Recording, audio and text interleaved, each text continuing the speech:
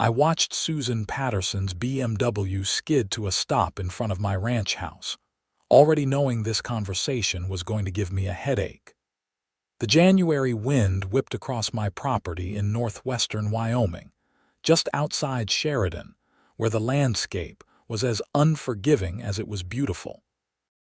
I had moved here 3 years ago specifically because I wanted space, solitude, and freedom from the bureaucratic nonsense that had plagued my life in Seattle. Apparently, I had not moved far enough. Susan stepped out of her car, her designer boots sinking into the 2 inches of fresh powder that had fallen overnight. She was wearing a cream-colored coat that probably cost more than my truck, and her blonde hair was styled in that aggressive suburban mom way that screamed middle management and country club memberships. Behind her, the dozen McMansions that made up the Ridgeview Estates development stretched across what used to be pristine ranchland, each one a monument to excess and poor planning. My name is Ethan Porter, and I am a retired civil engineer who spent 30 years designing infrastructure projects across the Mountain West. I know snow. I know wind. I know exactly what happens when you build oversized houses on exposed ridgelines without proper consideration for the weather patterns that have existed here for millennia. And I definitely know what happens when you remove the natural and artificial windbreaks that keep those forces in check. "Mr. Porter," Susan called out, her voice carrying that particular tone of forced politeness that HOA presidents seem to master. "Do you have a moment to discuss a community concern?"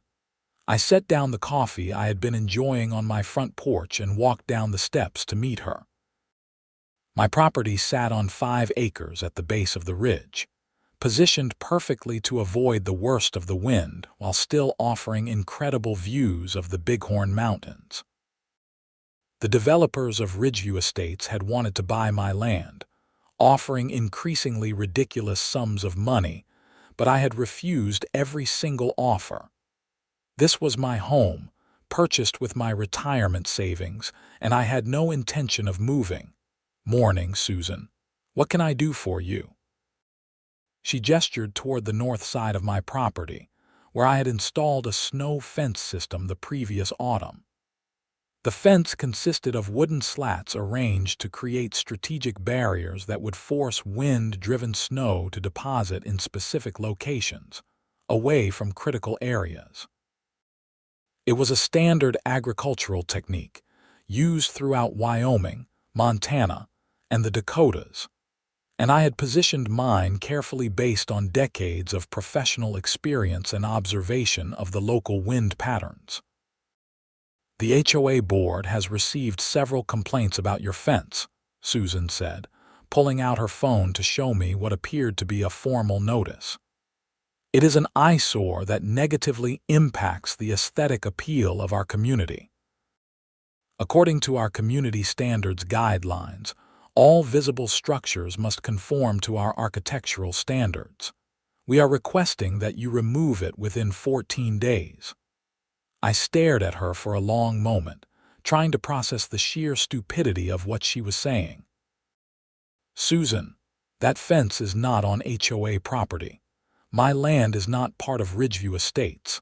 I am not a member of your HOA, and I never signed any agreement that would give you jurisdiction over my property." Her smile tightened. "Mr. Porter, while technically your property predates our development, the visual impact of your fence affects our property values.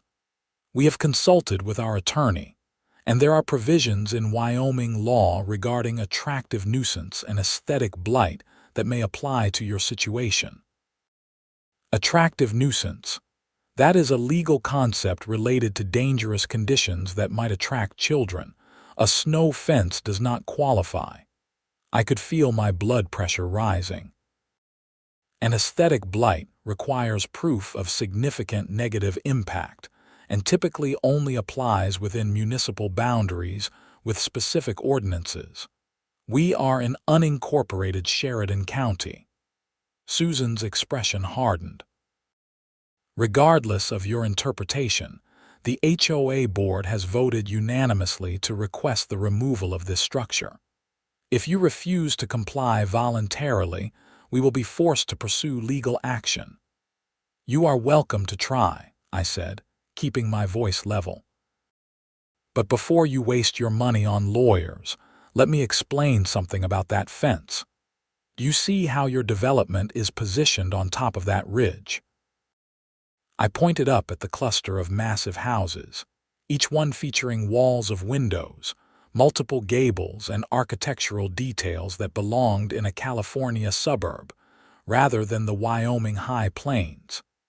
It is a premium location with premium views, Susan said defensively. It is also directly in the path of the prevailing northwest wind, I continued. During the winter months, that wind comes screaming down from the bighorns and accelerates as it hits the ridge. When it encounters the obstacle of your houses, it creates turbulence and drops its snow load. My fence is positioned to disrupt that wind pattern before it gains full momentum, which helps reduce the amount of snow that accumulates on the lee side of the ridge. Susan crossed her arms. Mr. Porter, I appreciate your concern, but we have all the necessary permits for our homes. The county approved our development. If there were issues with snow accumulation, they would have been identified during the planning process. I almost laughed. Susan, I have worked on infrastructure projects in this state for 3 decades. I know exactly how thorough those county reviews are. The planning department checks that you meet basic setback requirements and septic system regulations. They do not do detailed analysis of microclimate effects, especially for wind-driven snow deposition. That is the kind of thing you learn through experience, not from a zoning map. The HOA board has made its decision, Susan said, her voice taking on a sharp edge. You have 14 days to remove the fence, or we will take legal action. Good day, Mr. Porter. She turned and walked back to her BMW, leaving tracks in the snow that were already starting to fill in from the wind. I watched her drive away, feeling a mix of frustration and resignation. I had seen this movie before, just in different contexts. People with money and authority but no actual expertise, making decisions that would come back to bite them, refusing to listen to anyone who tried to explain why they were wrong. I went back inside and called my attorney, Robert Mackenzie, who practiced in Sheridan.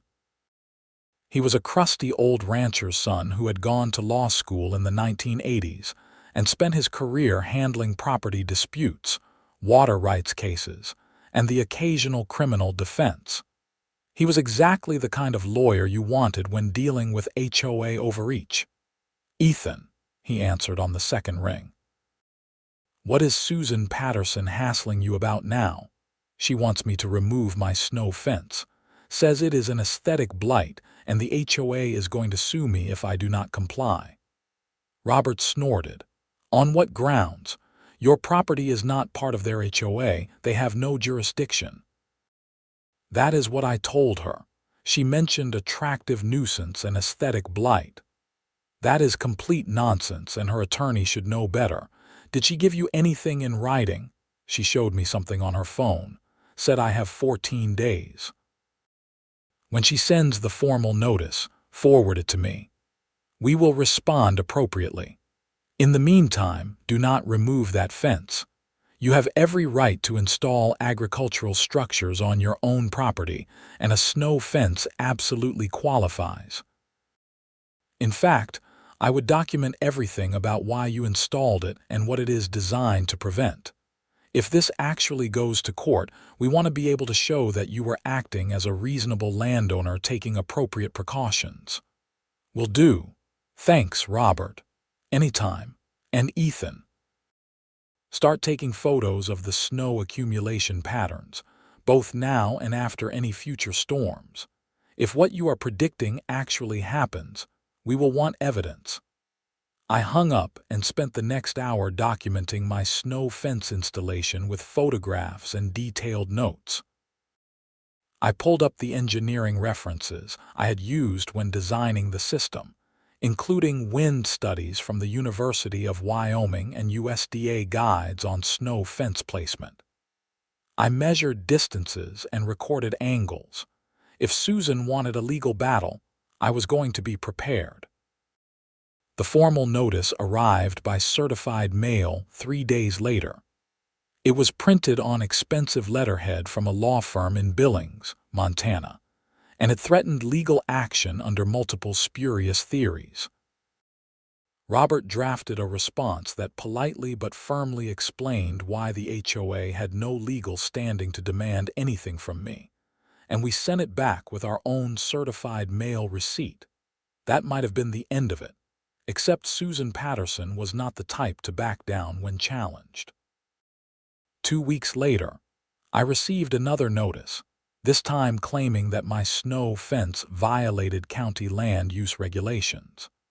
This was a more serious problem, because if the county sided with the HOA, they could actually force me to remove the fence regardless of whether it was on HOA property. I drove into Sheridan to meet with the county planning department. The office was located in a low brick building near the courthouse, staffed by a mix of career bureaucrats and younger employees who seemed to rotate every few years. I asked to speak with someone about the complaint against my property. A tired-looking woman in her 50s came out to meet me. Her nameplate identified her as Dorothy Chen, senior planner. She was carrying a thin file folder with my property information. "Mr. Porter, I understand you have questions about a complaint we received regarding a structure on your property." "Yes. The Ridgeview Estates HOA filed a complaint claiming my snow fence violates land use regulations. I would like to understand what regulation they think I am violating." Dorothy opened the file and scanned through a few pages. "The complaint alleges that you constructed an unpermitted structure without proper setbacks from the property line. They also claim it exceeds the maximum height for agricultural fencing in unincorporated areas. May I see the complaint?" She hesitated, then turned the file so I could read it. The complaint was signed by Susan Patterson and included several photographs of my snow fence taken from different angles. The photos were clearly taken with a telephoto lens from up on the ridge, making the fence appear more prominent than it actually was. "Dorothy, I am a retired civil engineer. I designed that snow fence according to standard agricultural practices used throughout Wyoming. It is 4 feet tall, which is standard for snow fencing. It is set back more than 50 feet from my northern property line, and I am not aware of any county regulation that requires permits for agricultural fencing on private property." Dorothy sighed. "You are correct. We do not require permits for agricultural fencing, and your setback appears adequate based on our records. However, the complaint specifically claims this is not an agricultural fence because you are not engaged in agricultural activities on your property. That is a distinction without a difference. The purpose of the fence is to manage snow accumulation, which is a standard land management practice. It is no different than someone installing a windbreak or erosion control measures." "I agree with you, Mr. Porter. Unfortunately, because a formal complaint has been filed, I am required to conduct a site inspection. Would you be available tomorrow morning?" "Absolutely. I want this documented properly." We scheduled the inspection for 9 the following morning. When Dorothy arrived, I had prepared a complete presentation explaining the purpose and design of the snow fence. I showed her the wind studies, explained the principles of snow deposition and drift formation, and walked her through the specific placement decisions I had made. Dorothy took extensive notes and photographs. "Mr. Porter, This is probably the most well-documented fence installation I have ever seen. I am going to recommend that the complaint be dismissed. Your fence clearly serves a legitimate land management purpose, and it complies with all applicable regulations. Thank you. I appreciate you taking the time to review this properly. For what it is worth, I looked at the Ridgeview Estates development plans when they were first submitted. I remember thinking at the time that they were going to have problems with snow accumulation, but that was outside the scope of what we review for development approval. The county does not have the resources to conduct detailed climate studies for every new subdivision. I understand. Unfortunately, the HOA does not seem interested in listening to someone who actually has expertise in this area. Dorothy shook her head. HOAs rarely are. I have been doing this job for 23 years, and I have seen so many situations where an HOA makes demands that are either legally unfounded or practically stupid. Sometimes both. Good luck, Mr. Porter. The county formally dismissed the complaint 2 weeks later. Roberts sent a letter to the HOA and their attorney explaining that the county had found no violations and that any further harassment of me regarding the snow fence would be considered a potential basis for a countersuit. That seemed to quiet things down for a while. February brought several moderate snowstorms, each one depositing 3 to 6 inches of fresh powder. The snow fence performed exactly as designed, creating controlled drifts on my property that I could easily manage while disrupting the wind patterns before they reached full intensity. I noticed that the houses up on the ridge were starting to show signs of snow accumulation, particularly on the eastern sides where the prevailing wind deposited its load after being disrupted by the structures. I took photographs after each storm, documenting the patterns I was observing. The snow was piling up against garages, blocking driveways, and creating dangerous icicle formations on the elaborate rooflines. I saw several professional snow removal trucks making their way up to Ridgeview Estates, charging premium rates to clear the accumulated drifts. In early March, the Weather Service issued a winter storm warning for the Sheridan area. A major low-pressure system was moving down from Alberta, and the forecast called for heavy snow combined with high winds. This was exactly the kind of storm I had been expecting, the kind that would demonstrate why snow fences existed in the first place. The storm hit on a Wednesday afternoon, starting with light snow that gradually intensified as the wind picked up. By evening, we were in full blizzard conditions, with sustained winds of 35 miles per hour and gusts exceeding 50. The snow was coming down so heavily that I could barely see the ridge from my windows. I had prepared for this, making sure I had plenty of firewood, food, and emergency supplies. My house was built in the 1970s by someone who actually understood Wyoming weather, with a low profile, heavy insulation, and a sheltered southern entrance. I settled in to wait out the storm, periodically checking the conditions outside. The blizzard continued through the night and into Thursday morning.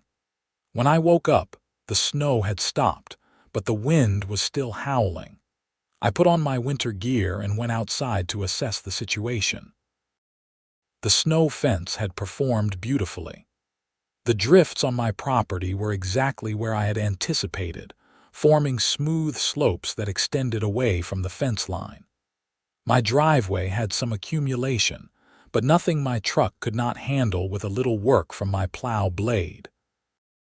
The areas immediately around my house were relatively clear, protected by the strategic placement of the fence and the natural terrain features. Then I looked up at the ridge, and my jaw dropped. The Ridgeview Estates development was buried. Massive snow drifts, some of them easily 15 feet tall, had formed against the eastern and southern exposures of nearly every house. Garages were completely blocked. Windows were covered.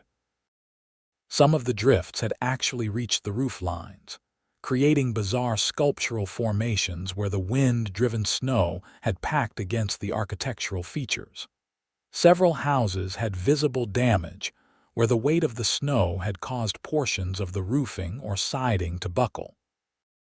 One house appeared to have a completely collapsed attached garage, the roof sagging inward under tons of compacted snow. It was a disaster. My phone started ringing around 10 in the morning. It was Robert. "Ethan, are you watching the news?" "No, I have been outside assessing the storm damage." "Why?" "Turn on Channel 8. They are doing aerial coverage of the Ridgeview Estates development. It is all over social media." I went back inside and turned on the television. The local news helicopter was showing footage of the development, and it looked even worse from the air than it had from my vantage point.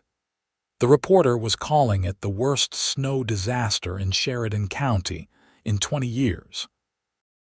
Residents of the exclusive Ridgeview Estates subdivision are facing a catastrophic cleanup effort after yesterday's blizzard created massive snow drifts that have buried dozens of homes, the reporter was saying. Emergency crews are working to reach some residents who are trapped inside their houses, unable to open doors or windows due to the accumulated snow.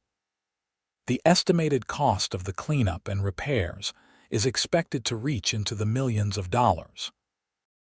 The camera panned across the development, and I could see small figures moving around the buried houses, trying to dig out.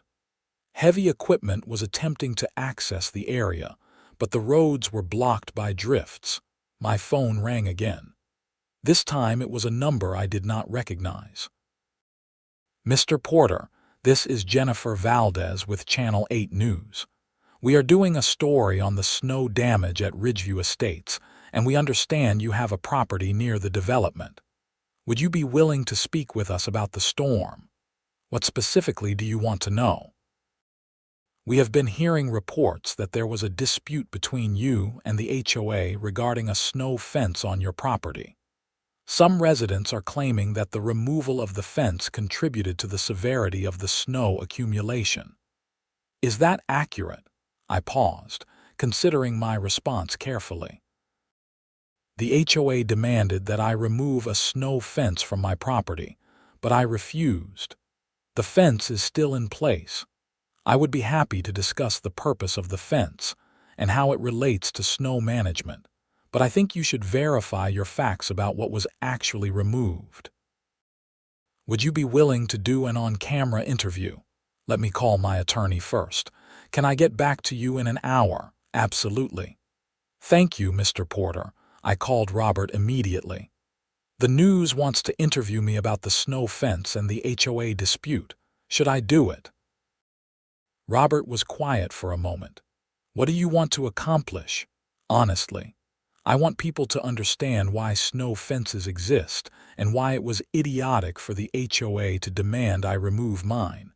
But I do not want to come across as gloating about other people's misfortune. Here is my advice.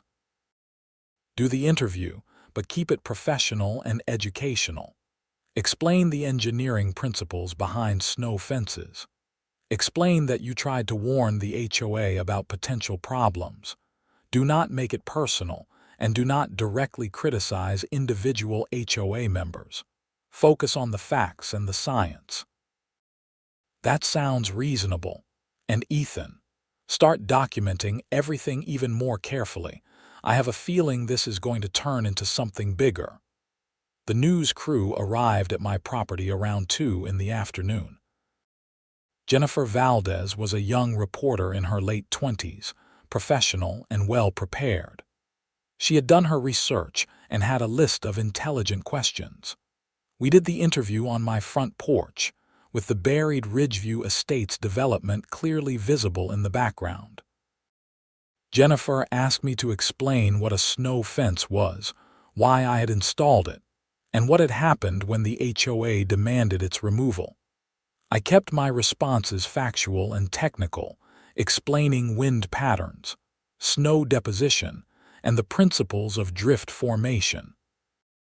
I mentioned that I had tried to explain these concerns to the HOA, but that they had been more interested in aesthetic considerations than practical functionality. "So to be clear," Jennifer said, "the HOA wanted you to remove this fence, but you refused, and the fence is still standing." "That is correct. The fence is on my property, which is not part of the HOA. They had no legal authority to demand its removal, and my attorney confirmed that the fence complies with all applicable regulations." "And in your professional opinion, did the presence of your fence help prevent snow accumulation on your property, while the absence of similar protective measures contributed to the problems at Ridgeview Estates?"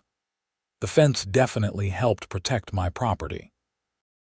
As for Ridgeview Estates, the problems there are due to a combination of factors, including the location on an exposed ridge, the architectural design of the homes, and the lack of adequate windbreaks or snow management systems. A properly designed snow fence system could have prevented much of this damage, but it would have needed to be installed before the development was built, and it would have required coordination with the overall site design." The interview aired on the evening news, and the response was immediate. My phone started ringing with calls from other news outlets, residents of Ridgeview Estates, and even some people from other HOA developments in the region. The story had hit a nerve. Over the next few days, the full extent of the disaster at Ridgeview Estates became clear. 8 houses had suffered structural damage requiring major repairs. 23 had damage to garages, porches, or roof systems. Every single house required professional snow removal services, with costs ranging from several thousand to over $20,000 per property. The total estimated cost exceeded $4 million. Insurance companies began investigating whether the damage was covered under standard homeowner policies. Many policies had exclusions for damage caused by snow accumulation, particularly if the accumulation was due to predictable weather patterns and poor site design. The HOA's master policy had a high deductible and coverage limits that were nowhere near adequate for this kind of widespread damage. Susan Patterson, to her credit, tried to manage the crisis. She organized emergency response efforts, coordinated with snow removal companies, and worked with the insurance adjusters. But she was fighting a losing battle, and the residents of Ridgeview Estates were angry. A special HOA meeting was called for the following Tuesday evening. It was held at the community clubhouse, a fancy building with a fitness center and meeting rooms that had been built with the assessment fees from the residents. I was not a member of the HOA, so I had no intention of attending, but Robert suggested I might want to be nearby in case anything relevant to my situation came up. I parked my truck on the public road near the clubhouse entrance and waited. The meeting started at 7, and by 7:30 I could hear raised voices even from outside the building. At 8, people started streaming out, many of them looking angry or upset. My phone buzzed with a text from Robert. "You need to hear the recording of that meeting. I'll send you a link." Apparently, someone had live streamed the entire meeting on social media. I watched it that night, and it was a complete disaster for Susan Patterson and the HOA board. Multiple residents stood up to demand accountability for the snow damage. Several people specifically mentioned the dispute over my snow fence, pointing out that the HOA had spent time and money trying to force me to remove a protective measure, while doing nothing to address the actual vulnerabilities of their own properties. One resident, a man named Gregory Thompson who owned one of the houses with structural damage, was particularly vocal. "Susan, you sent threatening letters to Mr. Porter about his snow fence. You hired an expensive attorney from Montana to file complaints against him. You wasted HOA funds on a legal battle that we had no chance of winning. And all of that time and money could have been spent actually protecting our homes from a completely predictable weather event. Susan tried to defend herself. The board was acting on complaints from multiple residents about the aesthetic impact of that fence. We were trying to maintain property values. By ignoring basic safety and land management, Susan, I am an architect. I design commercial buildings. When I bought my house here, I assumed that the developer and the HOA had done their due diligence regarding weather exposure. I assumed that if there were going to be issues with snow accumulation, someone would have identified them during the planning process. Now I am looking at $150,000 in repairs, and my insurance company is telling me that much of the damage might not be covered because it was due to predictable conditions. Another resident, a woman named Patricia Lange, stood up. I moved here from Colorado Springs. I have lived in mountain communities my entire life. When I saw Mr. Porter's snow fence, I thought it was smart. I mentioned to Susan at a holiday party that maybe we should consider installing similar protections for the development. Susan told me it was unnecessary and would ruin the aesthetic appeal of the community. Well, Susan, you know what really ruins aesthetic appeal? Having your garage collapse under 15 feet of snow. The meeting devolved into chaos, with multiple people shouting and demanding resignations. Eventually, Susan and 2 other board members agreed to step down, and an interim board was appointed to manage the crisis. I thought that would be the end of my involvement in the situation, but I was wrong. 2 days later, I received a call from a law firm in Cheyenne. They were representing a group of Ridgeview Estates residents who were considering a lawsuit against the HOA board for mismanagement and negligence.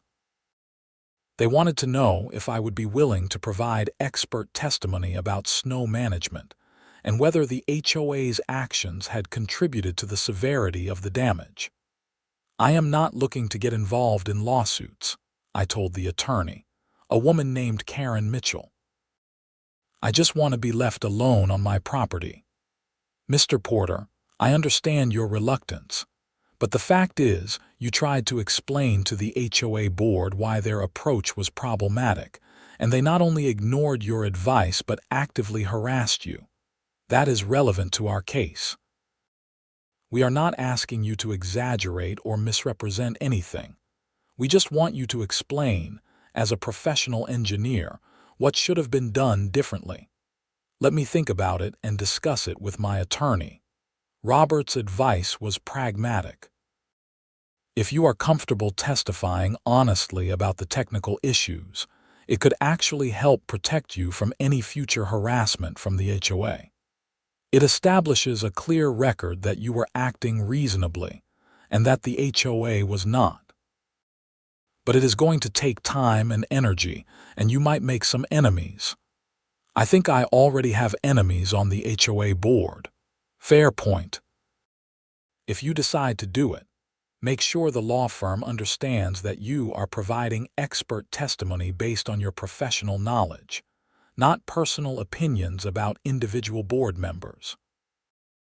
I agreed to provide testimony, and over the next few weeks, I worked with Karen Mitchell's firm to prepare a detailed expert report. I explained the principles of snow fence design, documented the wind and weather patterns in the area, and provided analysis of how proper snow management could have prevented much of the damage at Ridgeview Estates. The lawsuit itself was filed in late April, naming the HOA board members individually as well as the HOA as an entity. It alleged negligence, breach of fiduciary duty, and mismanagement of HOA funds. The plaintiffs were seeking damages to cover the cost of repairs, lost property value, and emotional distress. Susan Patterson responded by hiring her own attorney and denying all allegations. She claimed that the snow damage was an act of God that could not have been reasonably prevented, and that the board had acted appropriately in all respects. The case moved slowly through the legal system, with months of discovery, depositions, and motion practice. I was deposed in July, spending 8 hours in a conference room in Sheridan answering questions from multiple attorneys. I stuck to the technical facts, explaining over and over how snow fences work, why they are necessary in exposed locations, and what the HOA should have done differently. During the deposition, Susan's attorney tried to suggest that I had installed my snow fence specifically to redirect snow onto the Ridgeview Estates properties, essentially weaponizing the weather against my neighbors. That is not how snow fences work, I explained patiently. A snow fence disrupts wind patterns and causes snow to deposit in controlled locations. It does not redirect snow to different areas. The snow that buried the Ridgeview houses was going to accumulate there regardless of whether my fence existed. The difference is that my fence protected my property, while the absence of similar protections left the Ridgeview properties vulnerable. But you must have known that your fence would not protect the HOA properties. Of course I knew that. My fence is on my property, designed to protect my property. It is not my responsibility to protect properties owned by other people, especially when those property owners actively prevented me from doing anything that might have helped them. The attorney leaned forward. So you are admitting that you could have positioned your fence differently to provide protection to the Ridgeview properties? No.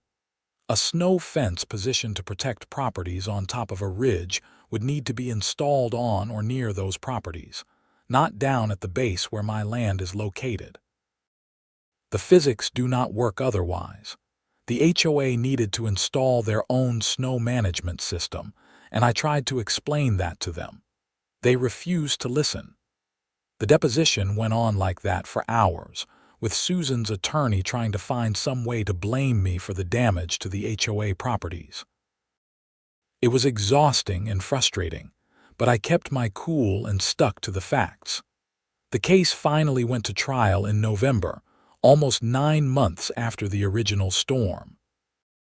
I testified on the second day of the trial, spending most of a morning on the witness stand explaining snow fence design and wind patterns to a jury of 12 Sheridan County residents.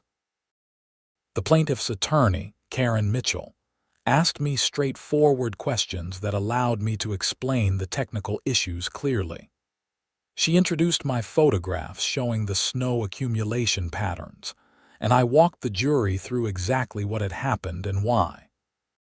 Susan's attorney cross-examined me aggressively, but he was out of his depth on the technical issues.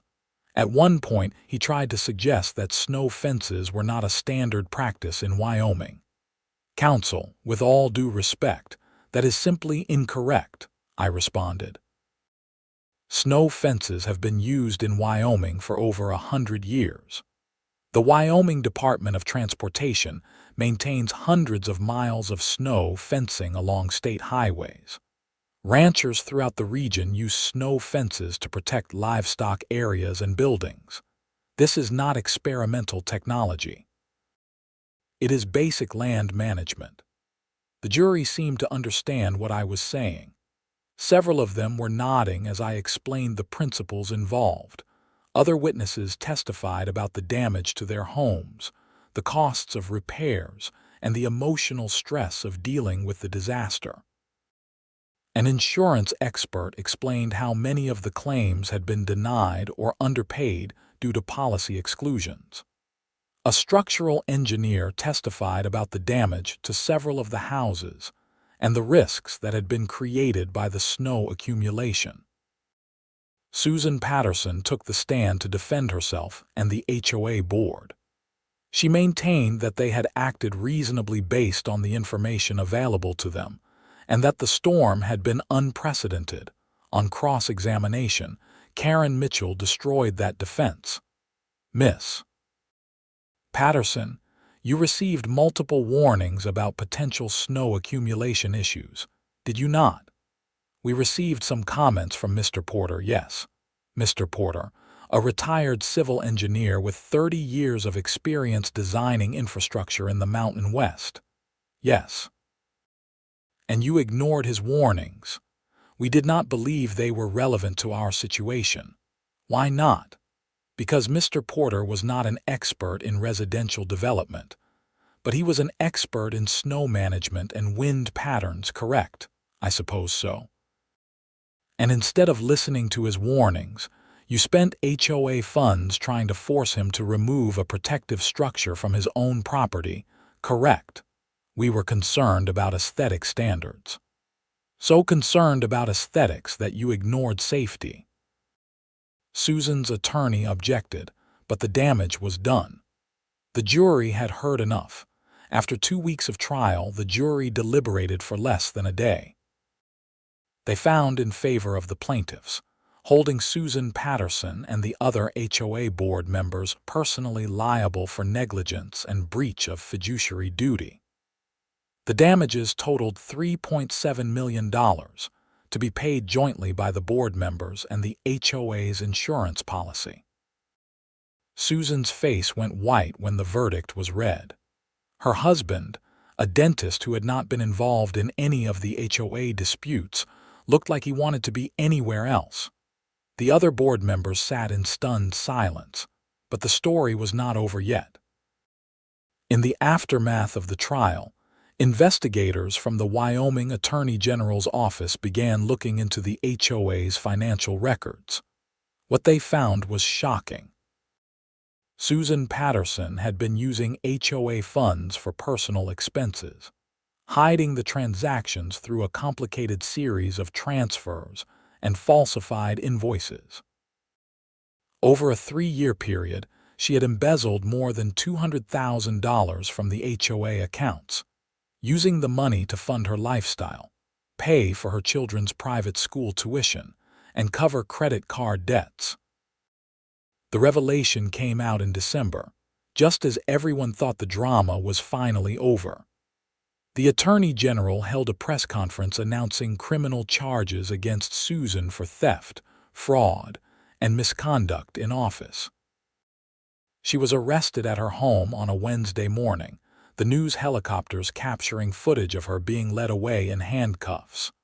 The criminal case moved quickly.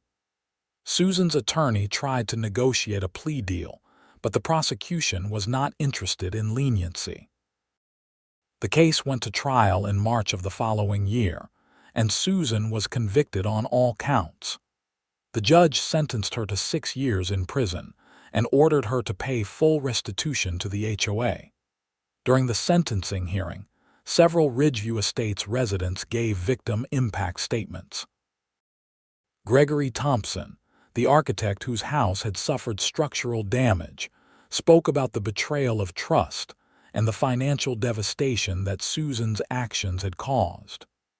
"We trusted Miss Patterson to manage our community responsibly," he said. "Instead, she stole from us, ignored legitimate safety concerns, and left us vulnerable to a disaster that could have been prevented. My family will be paying for her mistakes for years to come." The judge was not sympathetic to Susan. "Miss Patterson, you held a position of trust and responsibility. You were elected to protect the interests of your community. Instead, you abused that trust for personal gain, and your negligence contributed to millions of dollars in damage. This court has no choice but to impose a substantial prison sentence to reflect the severity of your crimes." Susan broke down crying as the bailiffs led her away. "I felt no satisfaction watching it happen. This was not about revenge or vindication. It was just sad, a story of greed and stupidity that had hurt a lot of innocent people." In the aftermath of Susan's conviction, the Ridgeview Estates HOA underwent a complete restructuring. The remaining board members resigned, and a new board was elected with a mandate to operate transparently and prioritize the actual needs of the community. One of their first actions was to hire an engineering firm to design and install a comprehensive snow management system for the development. The engineers they hired actually came to consult with me before finalizing their designs. We spent an afternoon walking the property, discussing wind patterns, and reviewing my snow fence installation. They were professional and respectful, genuinely interested in learning from my experience. "Mr. Porter, we want to apologize for the way you were treated by the previous HOA board," the lead engineer, a young woman named Amanda Sterling, said. "What they did was inexcusable, both from a professional perspective and a human perspective. We are committed to doing this right." "I appreciate that, Amanda. I am happy to help however I can." The new snow management system they designed was comprehensive and effective. It included multiple lines of snow fencing positioned to disrupt wind patterns before they reached the developed areas, strategic landscaping with native vegetation to create natural windbreaks, and modified drainage systems to handle spring melt more effectively. The total cost was substantial, over $300,000, but the HOA board approved it unanimously. The system was installed in the summer, and when the following winter arrived, it performed beautifully. Several significant storms tested the new protections, and while there was still some snow accumulation in the development, it was manageable and did not cause any damage. The residents were relieved and grateful. I received a formal letter of apology from the new HOA board, acknowledging the mistakes of the previous administration and thanking me for my patience and expertise.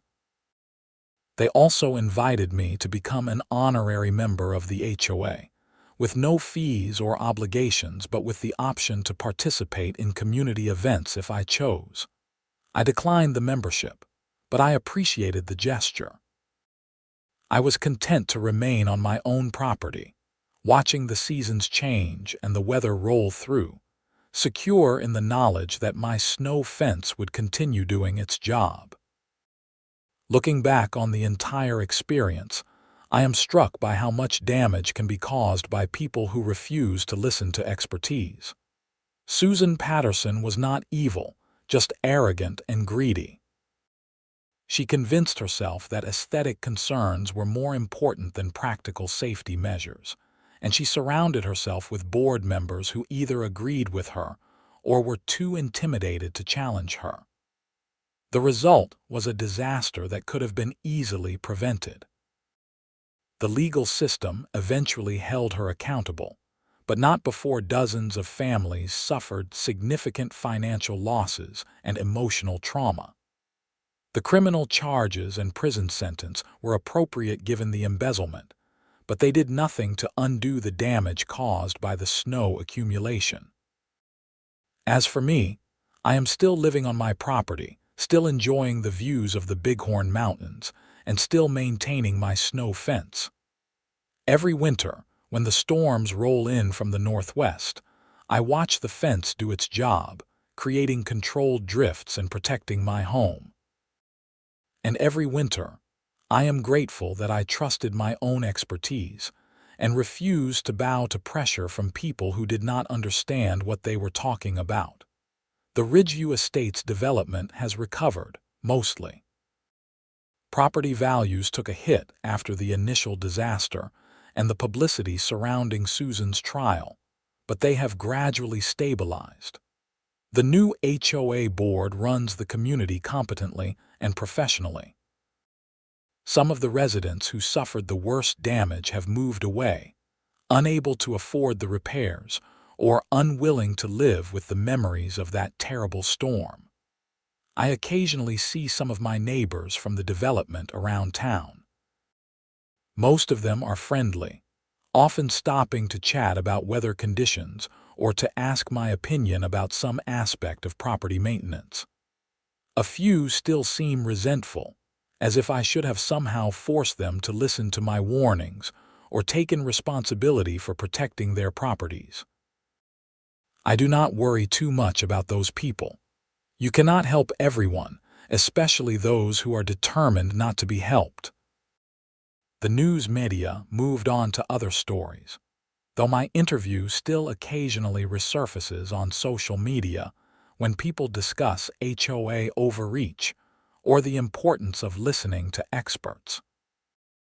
I have been contacted by a few documentary filmmakers and podcast producers who want to tell the story in more depth, but I have declined those requests. I said what I needed to say, and I have no interest in becoming the public face of HOA resistance. Robert Mackenzie remained my attorney and became a good friend.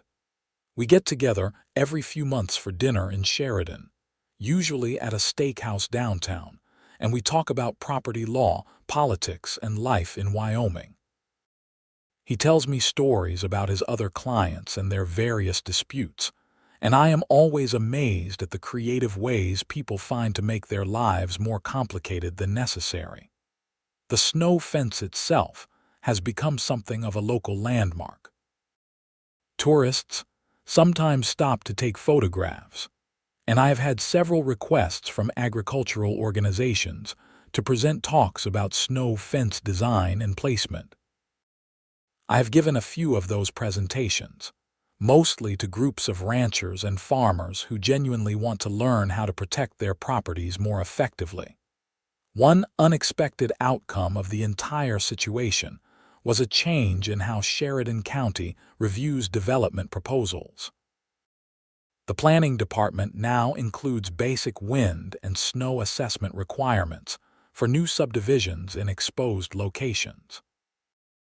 It is not a comprehensive engineering study, but it at least forces developers to think about these issues during the planning phase rather than discovering problems after the houses are built.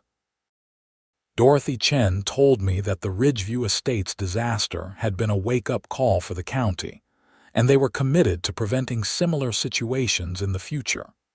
I also started teaching an occasional class at Sheridan College, a community college in town. The class is about practical engineering for property owners, covering topics like snow management, drainage, erosion control, and basic infrastructure design. It is not a full engineering course, just a practical introduction to help people make better decisions about their land. The class is always full, with a mix of homeowners, ranchers, and people planning to build new homes. My students are always interested in the Ridgeview Estates story, though I try to focus on the technical lessons rather than the personal drama. The key points I emphasize are simple. Understand your local environment, respect the forces of nature, and do not let aesthetic concerns override practical safety measures. These are not complicated principles, but they are often ignored, usually with negative consequences. Every time I teach the class, at least one student asks whether I feel vindicated by what happened to Susan Patterson and the HOA board. My answer is always the same. Vindication is not the point. The point is that people suffered real harm because of decisions that were based on ego and aesthetics, rather than sound engineering principles. If my story helps even one person avoid making similar mistakes, then something positive has come from the whole mess. I turned 65 last year, officially entering what most people consider retirement age, though I had already been retired for several years by that point. I am healthy, financially secure, and content with my life. I spend my days maintaining my property, working on small engineering projects for friends and neighbors, teaching my occasional class, and enjoying the incredible natural beauty of northwestern Wyoming. The snow fence still stands on the northern edge of my property, its wooden slats weathered to a soft gray but still structurally sound. I inspect it every autumn and make any necessary repairs before winter arrives. It is a simple structure, nothing fancy or complicated, but it does exactly what it was designed to do. In a way, it represents everything I value: practical functionality, proper engineering, and respect for the natural environment. Looking out at the fence from my porch, with the Bighorn Mountains rising in the distance and the wind whispering through the grass, I feel a deep sense of satisfaction. Not because I was proven right in my dispute with the HOA, though I was. Not because Susan Patterson went to prison, though justice was served. But because I stood my ground when it would have been easier to give in. Because I trusted my expertise when others tried to dismiss it.